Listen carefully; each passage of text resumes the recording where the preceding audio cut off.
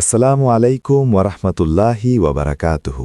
এই দিনগুলো মুসলমানদের জন্য সবচেয়ে মূল্যবান সময়, কারণ এর মধ্যে একটি রাত আছে, লাইলাতুল কদর, যা হাজার মাসের চেয়েও উত্তম।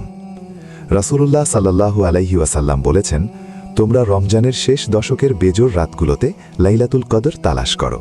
সহিহ বুখারী 2017। এই বেজোর রাতগুলো হল 21, 23, 25, 27 এবং 29 তারিখের রাত। যে ব্যক্তি ঈমানের সাথে এবং সাওয়াবের আশায় এই রাতে ইবাদত করবে, আল্লাহ তাআলা তার অতীতের সব গুনাহ মাফ করে দেন। তাই আসুন এই রাতগুলোতে আমরা বেশি বেশি তাহাজ্জুদ নামাজ পড়ি, কুরআন তিলাওয়াত করি, দোয়া ইস্তিগফার এবং বেশি বেশি নেক আমল করি। বিশেষ করে এই দোয়াটি বারবার পড়ুন, আল্লাহুম্মা ইন্নাকা আফুউন তুহিব্বুল আফওয়া ফাআফু আন্নি।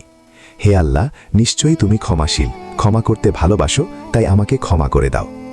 আল্লাহ আমাদের সবাইকে লাইলাতুল কদর পাওয়ার তৌফিক দান করুন। আমিন।